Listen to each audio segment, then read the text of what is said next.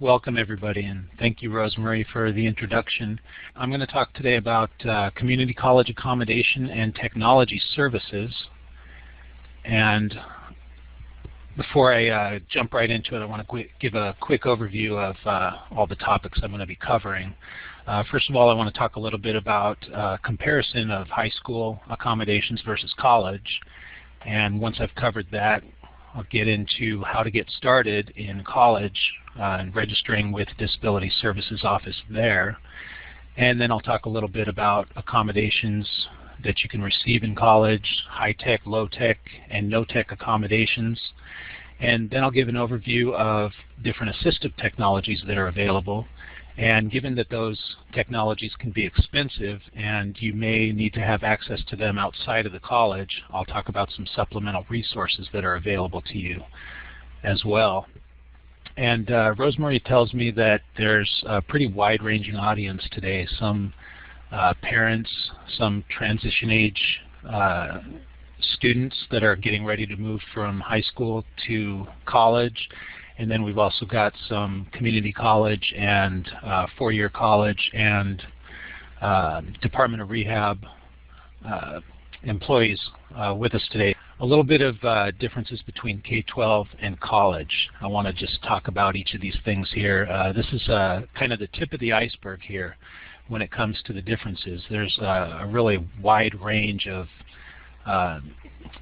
things that are provided at the K-12 level versus the community college level. And I'll just go through these one by one here. First one, in K through 12, the student is identified and supported by parents and teachers. The student usually relies on a strong advocate. Usually it's the parent who is there to support them and make sure that they get what they need during their time in K-12. And the services that are supplied are really wide-ranging. In addition to just academic accommodations, they could, you could have your own RN. They could give daily injections or, provide personal assistance. In college, that stuff doesn't really apply. The student must self-identify with the Disability Services Office. Nobody's going to ask you if you have a disability when you come to college. You have to self-identify, and the accommodations that are provided are strictly for the educational limitation that you have. So they don't provide personal assistance. They don't provide any of that kind of stuff. It all has to do with whatever it is that's being not addressed by your educational limitation. That's what the accommodation is going to address. The second one here, the primary responsibility for accommodation in K-12 is with the school. They support the student and identify what's needed. An IEP is usually put together, a 504 plan. In college, again, that's very different. The primary responsibility for accommodation is with the student. The student needs to come forward and advocate for his or herself in order to be sure that they're going to get everything that they need. And then I'll go over a little bit later, how to go about advocating for yourself. Next here we've got parents. They have access to the student records all through the K-12 career, which is necessary most times because a lot of times they're having to, really go to bat for their student and make sure that they have what they need. In college, however, the parent does not have any access to the records unless the student, provides in writing that they want their parent to have access. Other than that, only the student is going to have access to their college records. In K through 12, the curriculum may be modified to fit the student's needs. You're going to have possibility of special day classes and resource classes. In college, however, the curriculum is not fundamentally modified. Any access that's needed is, any modification that's going to take place is going to be in the form of an accommodation. We're going to provide things to you that are going to allow you to come up to the level of your peers and be successful in that way. I'll explain more about accommodations in a little bit here, but those are some of the, like I said, the tip of the iceberg differences between K-12 and college. And like I said, if you have any questions at all, feel free to start asking now, and I'll answer them as I can. Okay. So once you get into college, getting started is a very easy thing to do, actually. The first thing you do is you locate your Disability Services office at the college. When you do that, you go in and first thing you're going to do is have an intake. Very important to bring disability verification when you show up to the office. You may be able, at least at the college I work at, we can sometimes provide an intake on a walk-in basis. So if you have your disability verification with you, that's going to be very helpful to us. And during that time, during the intake, you're going to receive an orientation to DSPS resources, or Disability Service Resources, and that might include a referral to the Department of Rehab in order for them to help supplement your education. It's going to include a referral to a disability services related counselor, and we'll go over different accommodations that are available and review your rights and responsibilities as far as how to advocate for yourself throughout your career in college. And then after that's all done, you're going to meet with a Disabled Student Services counselor. The counselor is going to help you map out the appropriate accommodations to fit your specific disability. That can include a whole array of things that I'll go over with you in just a minute. And they'll also be available to do an educational plan. Your DSPS counselor is going to be your primary counselor, most likely, throughout your college career. They can do everything that a regular counselor can do in terms of making sure that you stay on track, are following your plan for graduation or a certificate, or whatever it is you want to do during your college career. So the DSPS counselor is someone you want to visit at least once a semester. And in terms of mapping out the appropriate accommodations, they're going to let you know how you're going to go about getting those accommodations on an ongoing basis. The request for accommodations is something that you're going to do throughout the semester and throughout your career. You're going to request those from the appropriate provider, whether that be your instructors or from the DSPS staff in general. And in this next slide, I'll talk about some of these specific accommodations. How about this next slide? Okay. These are some of our no and low tech accommodations. And I'll go through these one by one because these are all important.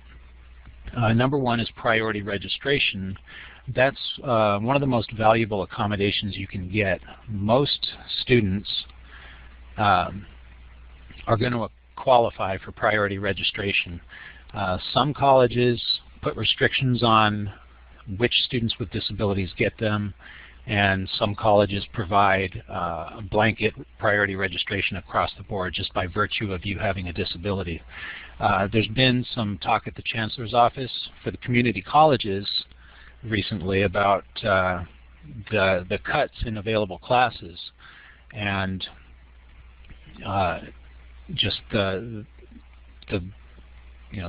availability of blanket priority registration. And so we've been asked at my college to take a look at this and reevaluate who it is we give priority registration to. So starting in the fall of 2013, we will be, we're going to be not necessarily providing it across the board to all students. There's going to be certain groups of people who don't need priority registration, and we're going to base that determination on whether or not a lot of preparation ahead of time needs to be done in order to accommodate that student.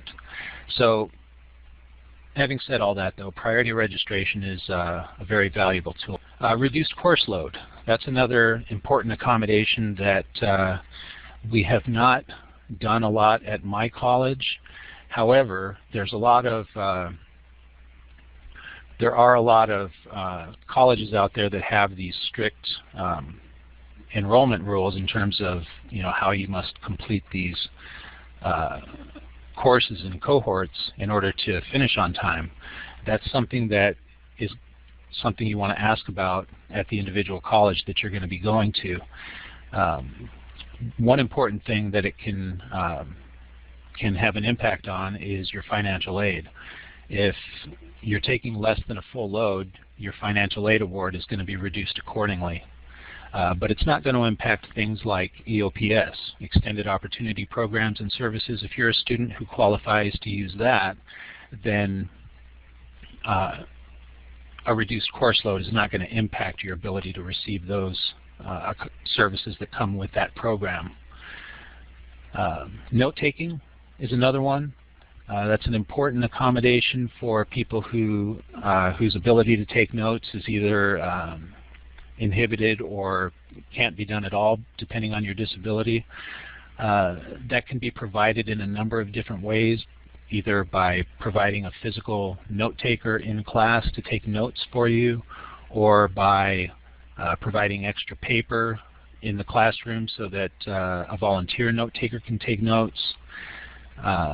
We also provide NCR paper, which is carbonless paper that can be used by another student and then just given to the student who needs them. A number of different ways that note-taking can be addressed. Class lecture audio recording, another important accommodation. In general, some instructors these days, even in this ubiquitous age of available ways to audio record, and it's probably happening a lot more than some of these instructors realize, but some instructors are very against having lectures recorded. And for those instructors who are that way, we can provide a letter so that you can attend your class and provide it to your instructor, and you can legally record your class as an accommodation for your disability. And some of the disability groups that might qualify for that obviously are somebody with a mobility impairment who can't write, or somebody with a learning disability who lacks the ability to be able to take effective notes. Another accommodation that is kind of in line with audio recording is something called a smart pen that I'll go over in a little bit later, and I'll talk more in depth about what those are and the value of using a smart pen during lectures. Another accommodation, test-taking assistance. This is very valuable also. When you use test-taking assistance, generally you're going to be taken outside of your class while the other students are taking classes, and you're going to go to a distraction-reduced setting, probably near the DSPS office, and sit in the classroom and take your exam there using either time and a half or double time, depending on what your counselor has provided for you. Additional tutoring is another valuable resource, and this is an accommodation that is not federally mandated as something that must be provided based on an educational limitation, and it's one that during this economic time that we've been having have had to cut out to some degree, just because it's not mandated. We don't always provide it as an accommodation, but we do work closely here with the Tutorial Services Office to try to get students accommodated as much as possible.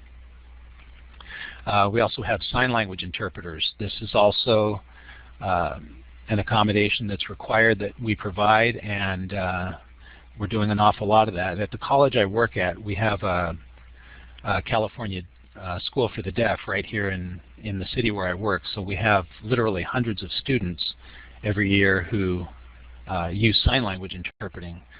We also have some students who don't are not able to use sign language.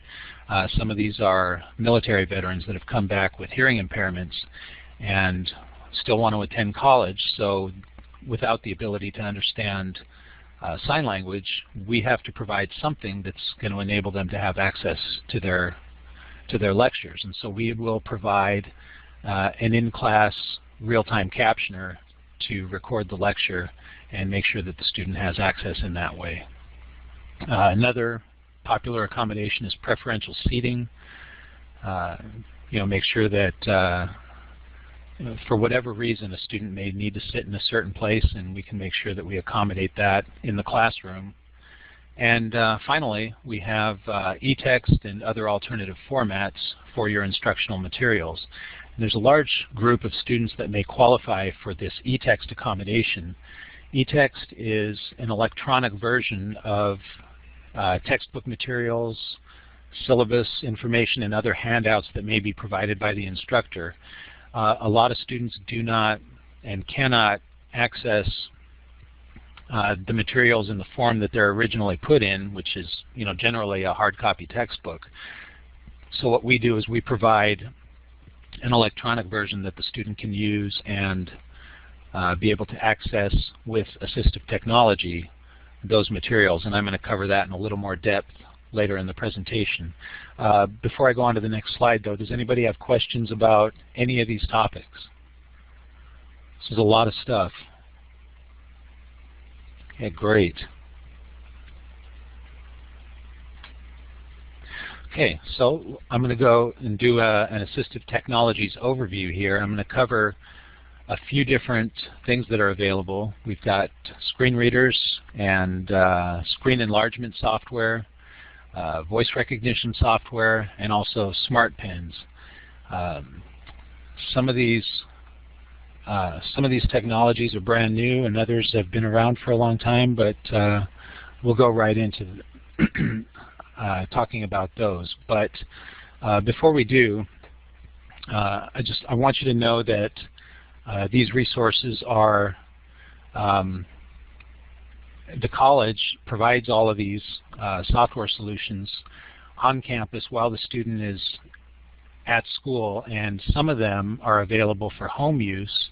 But given the fact that some of these can be very expensive, I do want to talk a little bit about some supplemental resources that are out there that can help with the cost if you do need to have access at home and you don't already have some of these programs.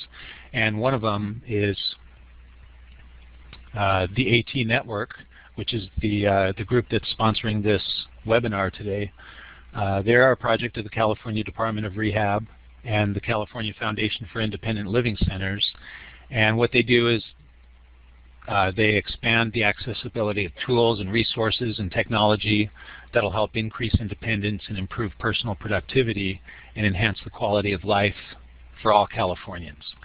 You can get more information if you go to www.atnetwork.org, and I encourage you to do that. It's a very useful website. Next resource is the Department of Rehabilitation. Department of Rehab has partnerships with a lot of four-year universities and community colleges. The programs are called Workability. Workability 3 if it's community college, and Workability 4 at the four-year institution level.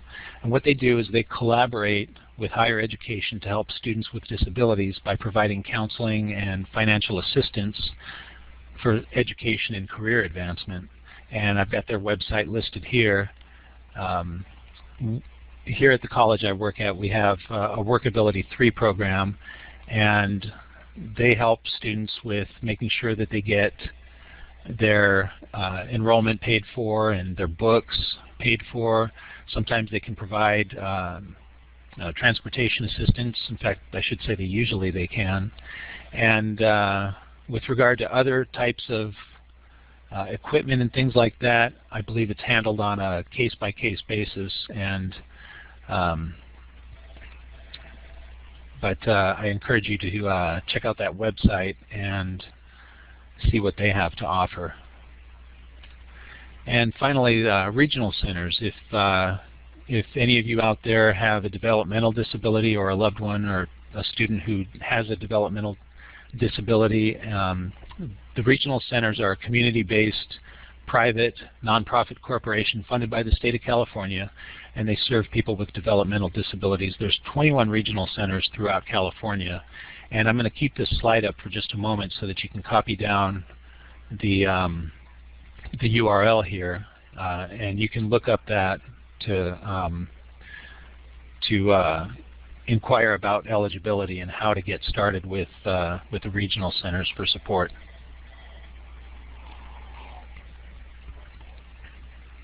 Questions on supplemental resources? Okay.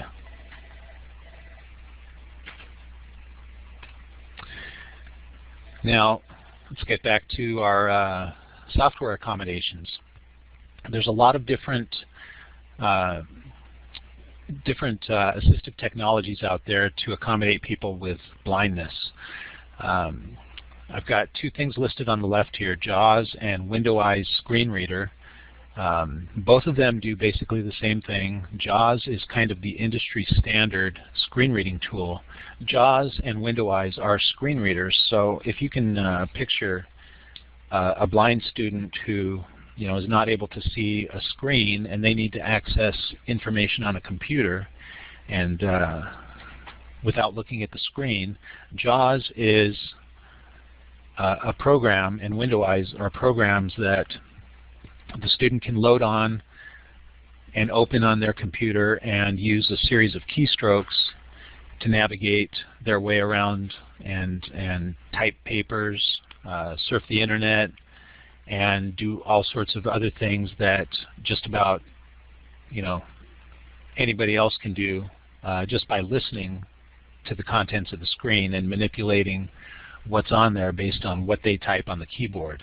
They're not going to be using a mouse at all because they can't see the pointer, so they have other ways of navigating around and accessing the material they need to. They can even take online classes, which when you think about that, that's actually preferable, because if a student with a visual impairment can take an online class and successfully get through and save themselves the difficulty of traveling to a college, going to a classroom, visiting an instructor during their office hours, going to the financial aid office and the DSPS office, and becoming oriented to all of these things that are on campus, when they can take an online class and be able to successfully complete that, that may save them a lot of difficulty in terms of traveling and becoming oriented to a strange place. So, and then there's these two programs on the right-hand side, Kurzweil 1000 and OpenBook, and these are what is known as scan and read programs. What they do is, if you're getting handouts from your instructor, or if you have a book that you need to read something out of and you don't have the e-text that I referred to earlier, then you can use these programs to scan in these pages. You can also use it for things like your mail every day, and you can put money on there to see what the denomination is worth. All kinds of useful things on these two programs. I don't have a preference of one over the other in terms of whether you use Kurzweil or OpenBook. They're both kind of equivalent as far as what they provide to the end user, and that's access to printed materials. I mentioned e-text earlier. E-text is a good high-tech way for a student with blindness to be able to access their textbook materials. So, aside from reading Braille, this is a much quicker way to be able to access your materials. Also, going online and reading things like, the New York Times or the Wall Street Journal, or ordering something from Amazon, they're able to do that using these screen readers, and that's, when you think about it, a very it's a revolutionary thing in terms of being able to participate and have access to things that they weren't able to have access to just 10 years ago.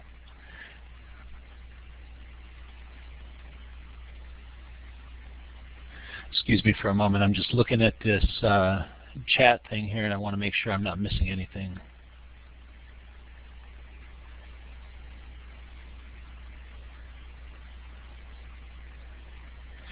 Yeah, Derek says, however, the student misses out on the student interaction. While online classes may be a time saver, but it cuts them out of the loop with the rest of the mainstream student body. Yeah, that's a good point, Derek. But we do need to, pay attention to the fact that online classes are just becoming increasingly popular, and there's this whole paradigm shift that's going on, and online learning is it's kind of something that's going to continue to grow, I believe, and I think that the point I really want to make here with regard to online learning is that we want to make sure that the developers of these online interfaces like Blackboard and Moodle and others like that make sure that they provide content that's accessible so that a student is not going to have a barrier there and not be able to access those classes if they choose to go that route. So very good point. I don't want to discount the face-to-face and the value of that kind of learning. It is a very good thing, but it also is a good alternative for disabled and non-disabled students alike to have online education as as an alternative to physically coming to college and attending classes there. Questions on screen readers? Okay. All right, let's switch over to low vision. There's a couple of really good tools out there for students who have some vision and are still able to use that vision to access their materials.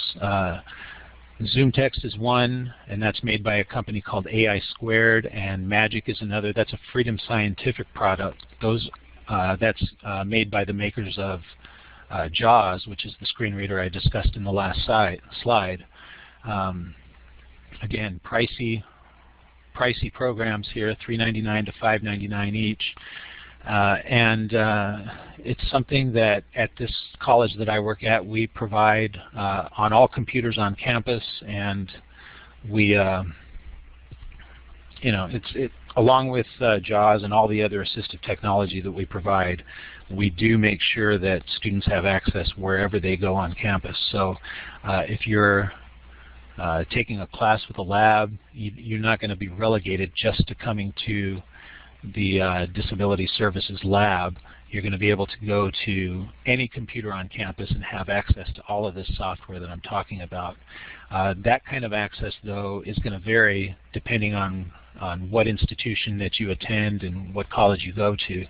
At the community college level, we tend to get more students with disabilities, and so paying attention to access issues like this, at least at Riverside where I work, is something that we've paid a lot of attention to in terms of trying to blanket this software wherever the student goes. So ZoomText, I've found, that's the one we use. But like I said, Magic is a comparable program, and it also works seamlessly with JAWS, so that's got certain advantages as well. But it's going to enable a student with low vision to magnify the size of the text on the screen, and in many cases it comes with an accompanying screen reader so that it's going to read aloud whatever the focus is on the screen. It also allows you to change the look of your mouse and your pointer and your cursor and your documents, because I don't know how old some of you are, but for me, I've hit that age where I'm starting to use reading glasses now, and I definitely lose that cursor on the screen. These programs, they're not just for people with disabilities in some cases. I use eyeglasses, and I'm starting to find that Zoom Text is probably going to be a tool that is going to be a part of my regular toolbox in the near future here. But anyway, excellent programs, both of these things, for students with low vision. We've also got a lot of students with mobility impairments who, in some cases, they may not be able to type their papers or even manipulate a keyboard. And I'm talking about students with quadriplegia for sure. I'm also talking about students who have CP, students with carpal tunnel syndrome. We've got a few students with multiple sclerosis here and arthritis who have a very difficult time using their upper extremities to be able to type, or at least type fast enough to be able to keep up with all the homework that they have. So Dragon Naturally Speaking, it's something you've probably heard of. It's become this really mainstream software tool that allows a student or a user to put on a microphone headset and dictate what they want to type out, so that they don't have to use the keyboard and type anything into their document. They can talk in a normal conversational tone like I'm doing right now, and have everything that's being spoken put onto a Microsoft Word file. But the nice thing about Dragon Naturally Speaking is the popularity of it has really caused the price to come down. So it says here variable pricing for that. I've seen it anywhere from $20 on sale to $500, depending on the type of Dragon Naturally Speaking you're getting, because they make different versions. There's a basic version that's going to give you access to being able to type into Microsoft Word or some kind of word processor and not give you very much else. And it also has a very small dictionary in terms of the kinds of words that already are going to be recognized once you've spoken them. And everything up to a $500 program that has a medical dictionary in it, or a legal dictionary that you can speak into and speak these terms in Latin and have it understand and give you accurate transcription right from the get-go. At the school I work at, we use what's called the professional version, which enables us to network this program and make voice profiles that are created by the student available throughout the district that I work at. So if they create a voice profile and save it on one computer, they can go over to the library, pull up that same profile, and access it there, and be able to dictate things on there. It's a real time saver in terms of, you don't have to create multiple profiles based on whatever computer you happen to be sitting at. But Dragon Naturally Speaking, it's one of our more popular programs just because of how easy it is to use and how much time it can save users. And like I said, it's a mainstream program now. A lot of people like to use it just to save time. And the version that we happen to have, version 12.5, just came out. The accuracy on this thing is just phenomenal. So if you haven't seen it in action, I recommend checking it out. And then we have the category of learning differences, and that's a term that I like to use as far as including students with learning disabilities like dyslexia and other forms of cognitive impairments that affect the ability to learn, but also students with acquired brain injury and people who've had strokes and things like that may affect their ability to learn in ways that they used to before. We have a lot of screen reading programs, and I'm also going to talk about the LiveScribe Smart Pen. But first of all, these three items that are listed here on the left-hand side, we've got Read and Write Gold, Kurzweil 3000, and then a Freedom Scientific product called WYNN, W-Y-N-N. all of these programs do essentially the same thing. What they do is once they're open and up on your machine, you can use those to open up the e-text that I described earlier as one of our accommodations, and use these programs to read the e-text for you. And this is for students, obviously, who are not dealing with visual impairments, but rather an inability to read or comprehend what they're reading in an effective way. So I have a hand raised here. Andy, yes. Question I can answer for you. Andy, if you have access to a microphone headset, you can click on the microphone icon at the lower left corner of your screen if you would like to speak.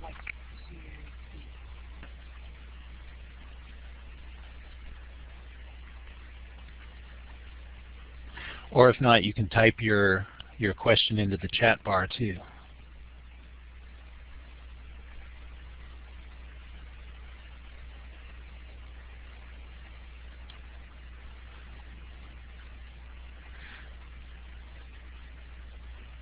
And while we're figuring that out, I'm going to continue on, and I'll wait for a question to come through on that. But whether you're using Read and Write Gold, Kurzweil 3000, or Win, what these programs do essentially is you can load your e-text, the electronic version of your textbook or other instructional materials, into these programs, and the program, through the use of a play button, will read back the text to you, and while it's reading back to you out loud, it's highlighting the text so that the student can follow along and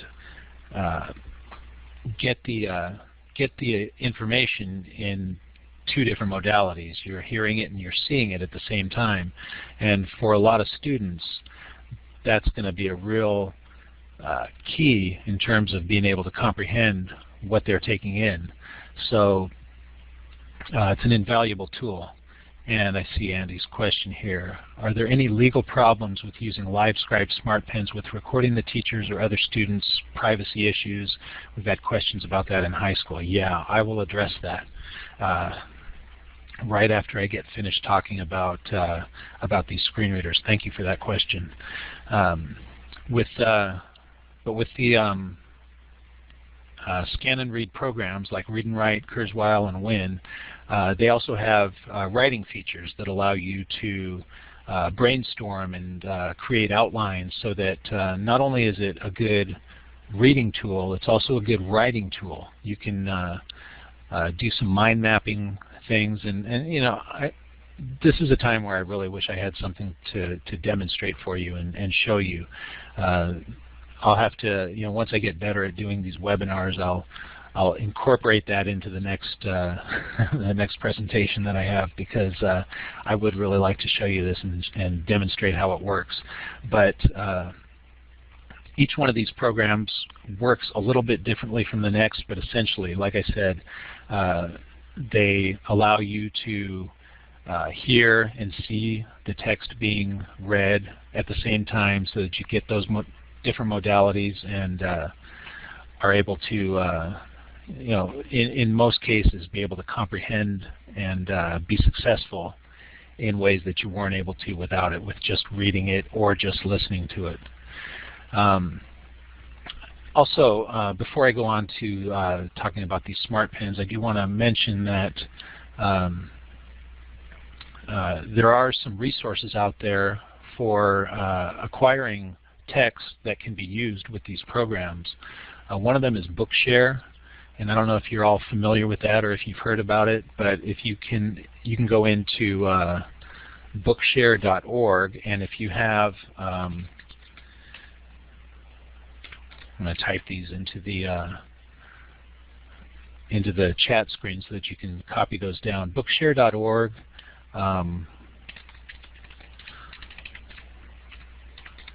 Learning Ally is another resource, and Well, those are the two main ones that I use, in addition to requesting textbooks from publishers.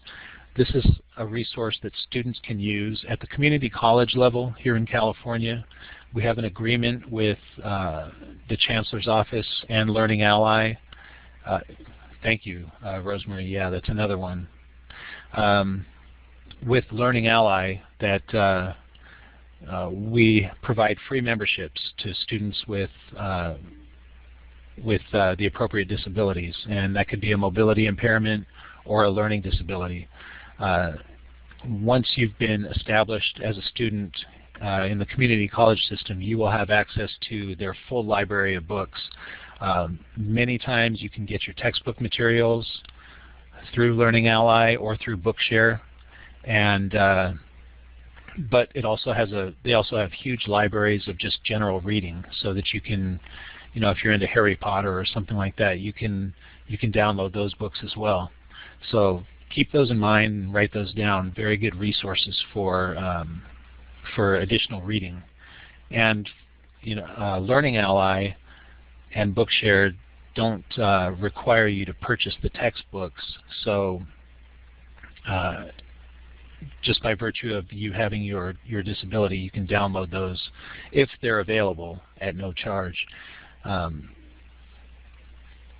When we provide e-text at the college, we do require that you purchase the textbook. So it's always a good idea to check Bookshare and Learning Ally first to see if those textbooks are available.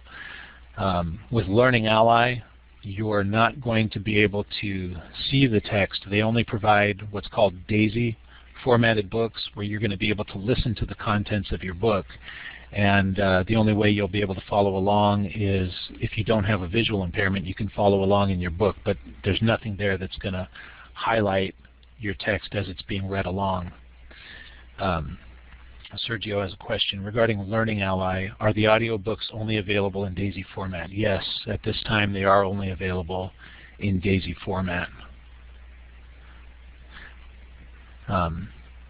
Okay, smart pens.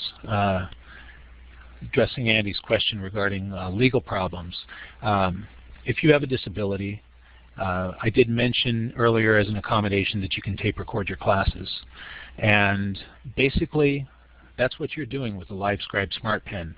You're recording your lecture. So if you have, as an accommodation, the right to tape record your lecture, then you have the right to use a LiveScribe Smart Pen. What you're doing with that tool is you're not only recording the lecture, you're also recording the notes that you write down.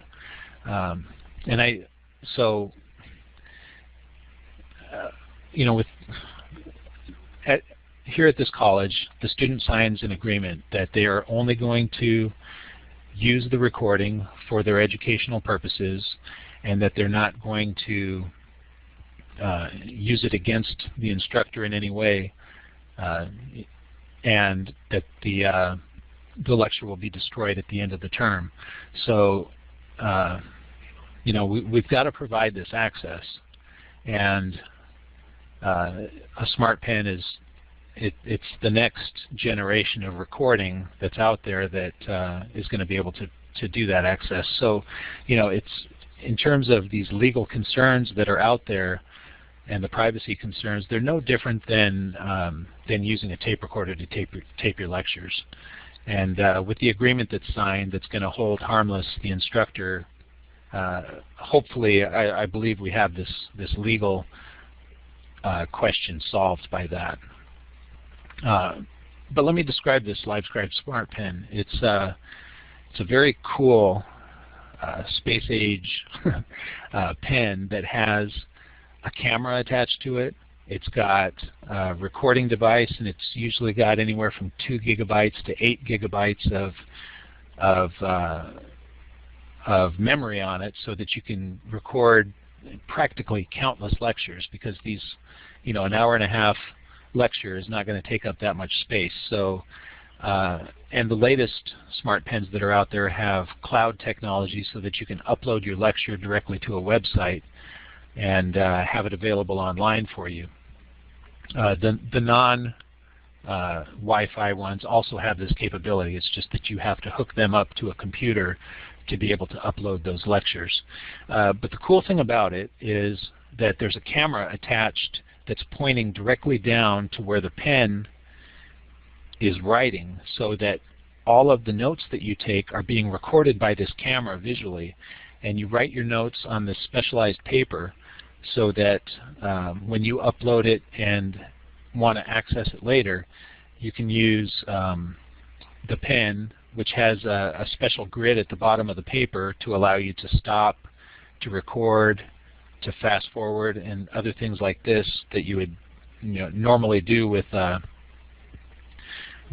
recording device. But once you've taken your notes and you've with your smart pen on, you can then go back to these notes, tap anywhere with your pen on the notes, and rehear the lecture right at the point where those notes had been taken. So it's really an ingenious tool that is the next level up in terms of recording and having access and providing access to students with disabilities, and everybody else for that matter.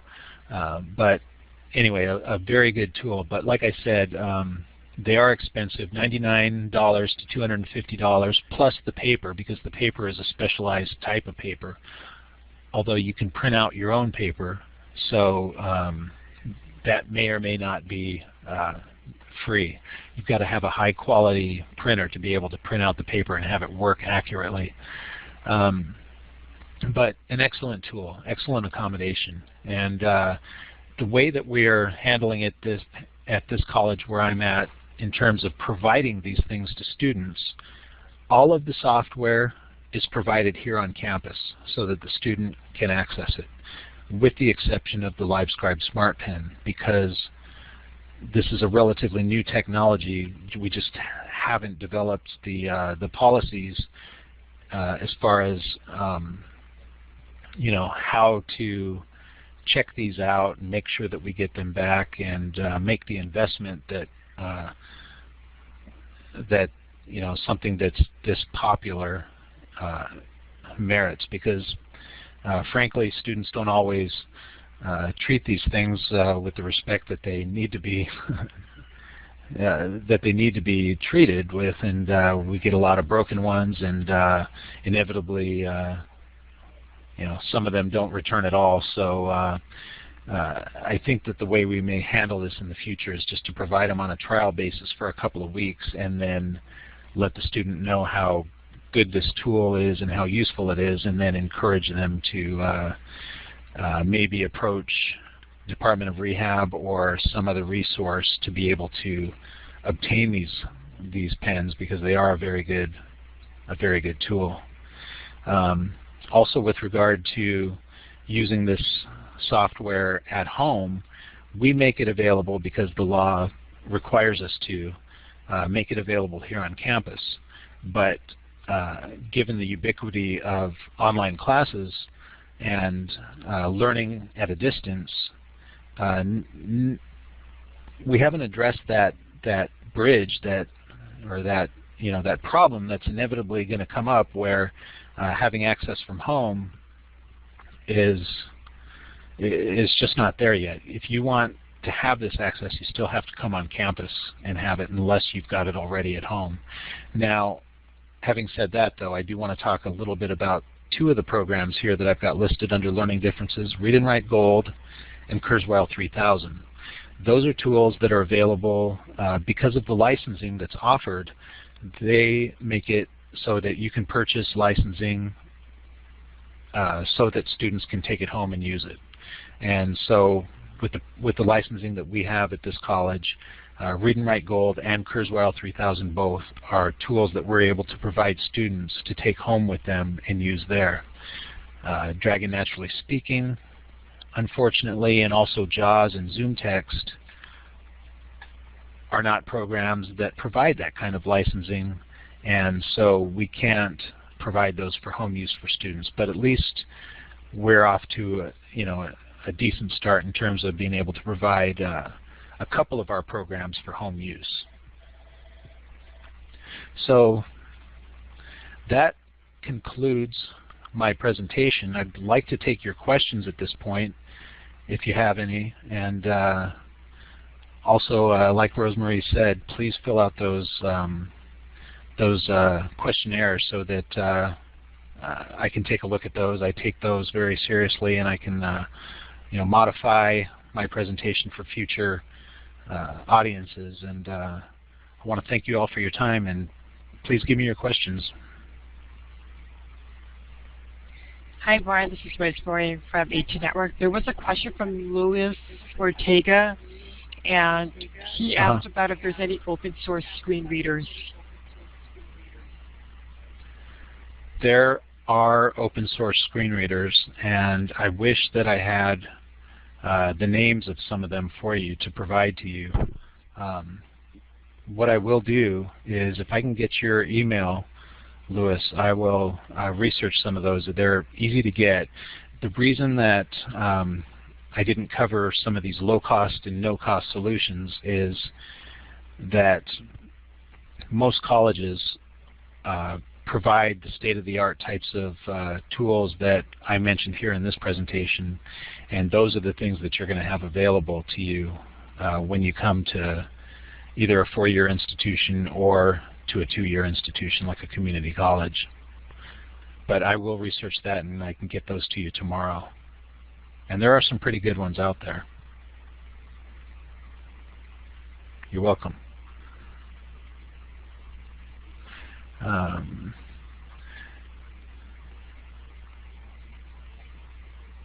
See, I'm reading Andy's question here. It's been your experience that students who have an eligibility of speech and language don't get as much support at the college level. Do you find that to be true? Can you be specific in terms of speech and language? Like they have a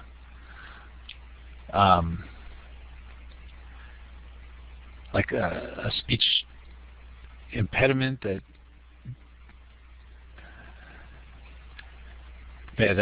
inhibits their ability to advance. Yeah. Like at this college, we don't even have a speech pathologist or professional like that on board here. And in terms of being able to express themselves, it's it's a difficult one to provide support for, and I think that that's probably true. Speech language, okay. Additional time to process information or to formulate what they want to say. And that's an accommodation that's going to generally take place in the classroom itself, and it's going to depend sometimes on the individual faculty member as far as how much time they're given. It's definitely true that some faculty don't give the time that's required for somebody with a speech impairment to be able to fully participate the way that they should be able to. And Derek, are community colleges also responsible for training students on the assistive technology? Oh, thank you for bringing that up. Yes, we do have different colleges address this in different ways.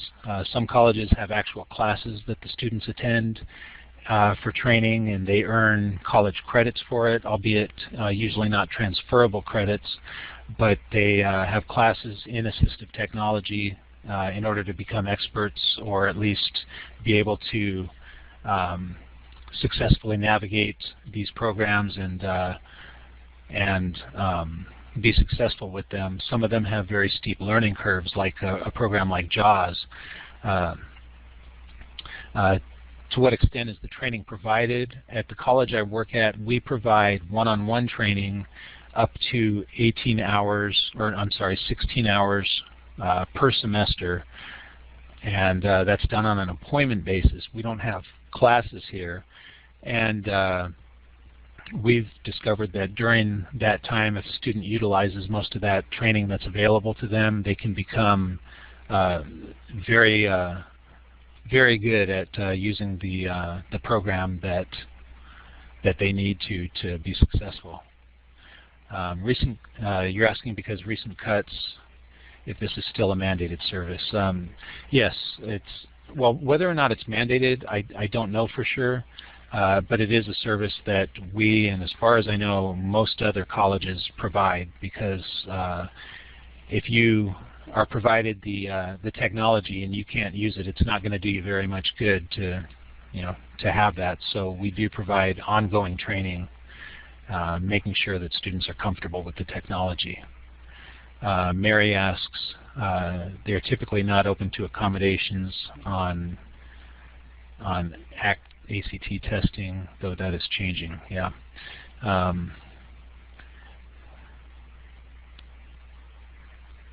So yeah, but yeah, we do provide ongoing training for assistive technology. Other questions?